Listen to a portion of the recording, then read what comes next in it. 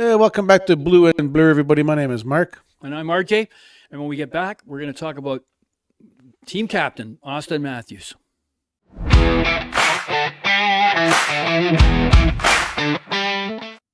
Yeah, so he's in the news still, and mainly in the news because, It's bad news. he's out for the season. Yep, he's out for the season, MCL, and so far there's not word on whether it will be surgery. They're looking at a minimum of a 12-week recovery. Had it been, could have been worse. He could have been out till December next year. And we'll talk a bit about what this all means in a second. But let's go with what happened. And we can go on and on, of course, about the non-response. But Gudas, Radica Gudas, the Butcher, as he's known. What a great nickname for what he does. Yeah. 5 games. George Peros gave him 5 games. A lot of people in Toronto are upset about that. I don't know. It's hard to say. I guess I say, yeah, it's a 5-game suspension because that's what they do. I mean, they don't hand out. I mean, the precedent's there. I mean, there have been guys who with knee on knees that have got 8 games. So I don't know where 5 came back. I can recall. I mean, back a long time ago, Brian Marchment got 8 games for one of these situations. That's a long time ago, though. So maybe the precedence is rubbed off. I'm going to say something. George Peros was a goon. He calls him. He was a goon. He could barely skate. He was that was back in the heyday of teams employing a independent contractor hitman. And so I'm wondering if maybe they don't have the. First of all, there's a lot of complaining. So maybe they don't have the right guy in there. The previous holders of this job, Colin Campbell was a rough and tumble defenseman, not exactly a rough a goon or any kind, but he was a pretty rough customer. And then Brendan Shanahan had the job before Peros, and Shanahan's the most penalized Hall of Famer and a pretty rugged, fierce guy. Fought a lot of fighting, a lot of stick work. I'm wondering maybe they should get what if they put a guy in a Lady Byng type trophy winner.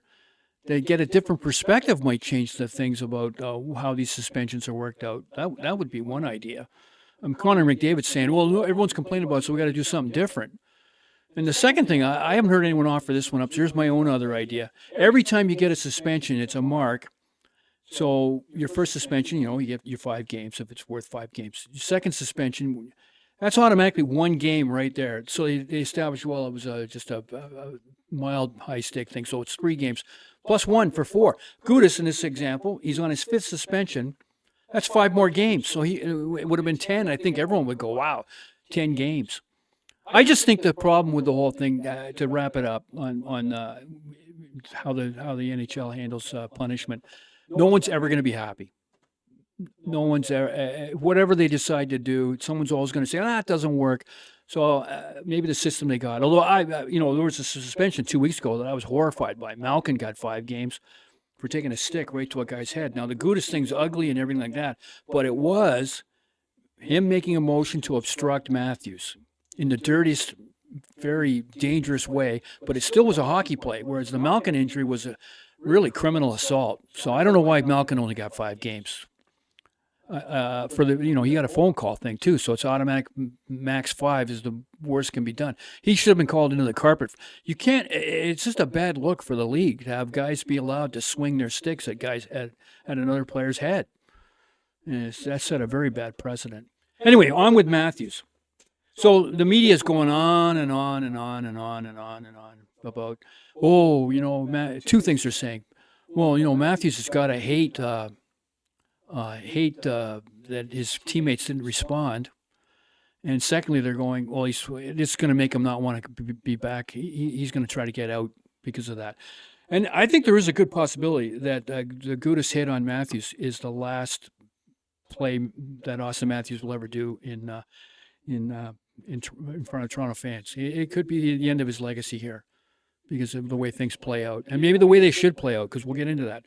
So here's my thing, though. Like, Matthews is going to be pissed off that the guys didn't respond. Let's reverse it. Come on.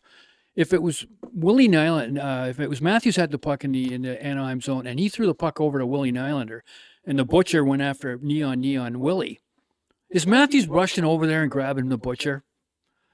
Don't think he's going to go anywhere near a guy called the Butcher. Gudas has, got a terrible reputation. No, I don't think he's much of a fighter anyway. That's another reason why. All the more reason that the Leafs should have crowded in on the guy. He's not known as a slugger. He's just known as a stick man and a knee man.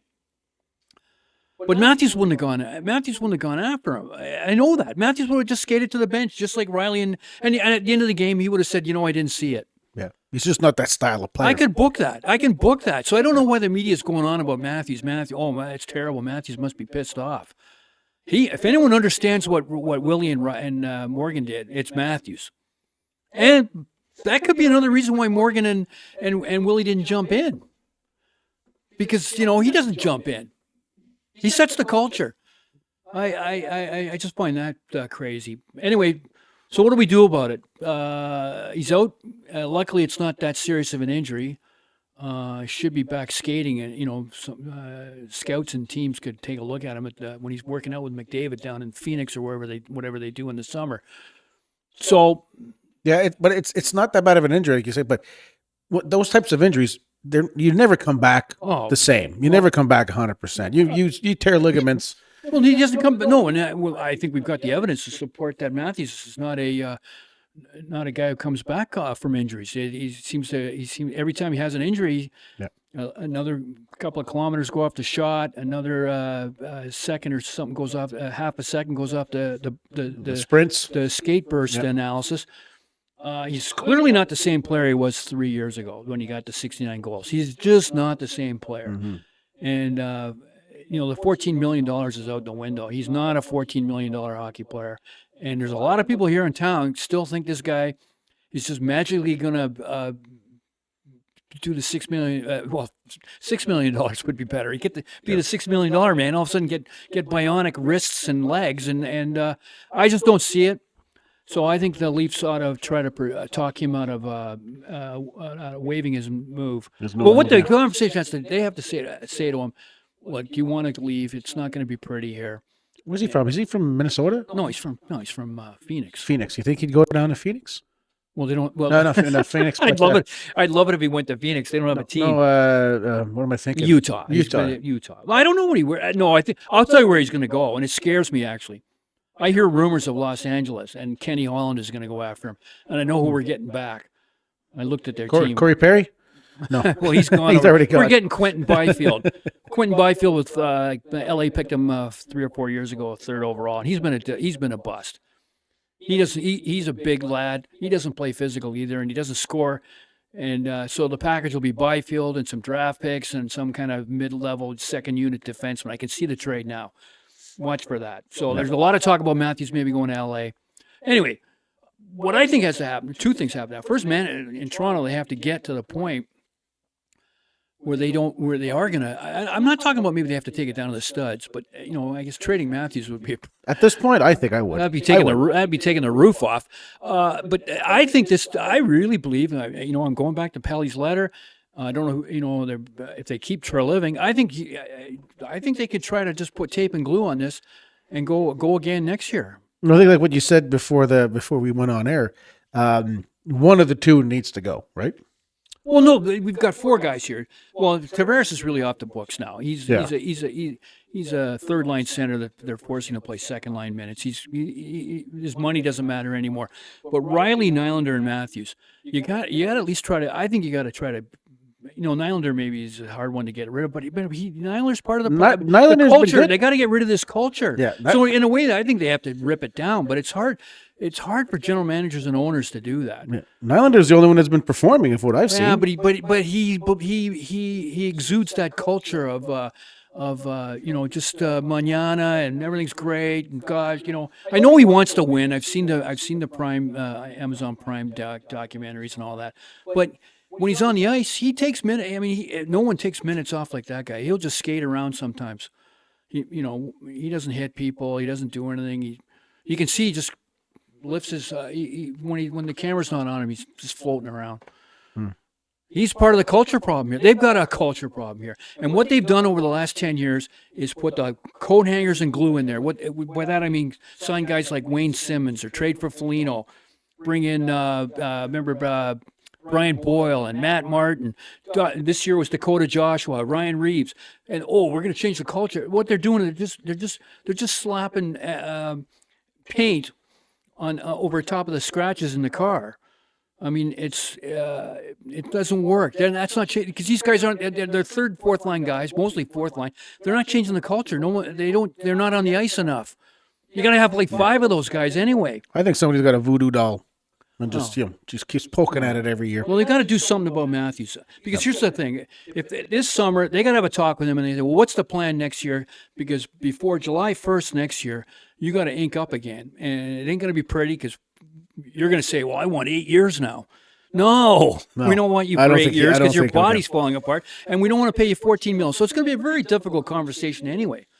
So I really don't know what's going to happen with this guy. I think they're going to trade him while he's still worth something. I think they should trade him this summer because I think he is a depreciating asset that is free falling almost. Yeah. And we just move on. We take the money. We get. It's much like the Marner thing. We trade him for stuff. We won't get full value. Don't think you're going to get. You're not trading him to the Islanders for Matt Schaefer. Yeah. You're not getting a really good hockey player. Yeah. You're going to get a collection. Yeah, I think this Byfield trade that I would hate. So, but but then you get the money at least. Yeah. But also you just can't look at like you walked Marner to free agency and got Nick Roy, which turned into a Colorado first. Are you going to do that with Matthews too? Where you end up giving him to somebody for a late first round, or a player like Nick Roy. You don't want to do that. You can't do that. You can't back to back do that. They've got to do something. Yeah. Unfortunately, something has to happen with Matthews. Yeah, I think the rebuild didn't work. I think Toronto's best chances were past. It's 2-3 years ago. 4 years ago was their best chances of getting that, because they were at the peak of the rebuild. 3 years ago? 5 years ago, they turned the corner. They had to, they've always been in this tough division with Boston and Tampa over those years. They have played the Stanley Cup finalists, been knocked out by the Stanley Cup finalists. So there probably was, if they played in another division, there probably was some Final Fours on their resume at this point. But having said that, they really blew it when they lost to Columbus because that was a freebie. And then the following year, they played a inferior Montreal club, had them down 3-1. Had they won those 2 series and then gone on a little bit of a run, things might have changed. Yeah. Well, and maybe they'd change. Maybe then they'd know how to win. I don't think this team ever learned how to win. They don't act like a team that rallies and knows what to do. They don't know what to do. When your captain is falling down on the ice in obvious pain, and it's a guy called the Butcher standing over top of him, and you don't do anything. Well, yeah, there's a serious culture problem. And let's go back last year in the playoff. Just last year, I don't have to go back in the history of all time, but Sam Bennett ran Anthony Stolarz, who was really playing well with a .920 save percentage. And I think we lost that series in Game 7. So if Stolarz had stayed in net, we might have closed out that series. And Bennett just bowled over him. And no response. The year before in the playoffs, I forget the player Bennett rolled a player Matthew Nyes. He wrecked Matthew Nyes' shoulder. Bennett got away with that. Yep. The Leafs don't know what to do. They if you don't fight for your team, then your team can't fight. Yeah. And that to me, that's leadership. And it's Matthews, Tavares, Nylander, and Riley. Those 4 guys have been there for the whole since the Brendan Shanahan rebuild all the way through, and it's over now, folks. As I said, I've said it in my first video here. We are about to get a dark winter. Yeah. And let me go about that too. I listen to a lot of podcasts this week and radio shows, and I wanted to see what everyone was saying.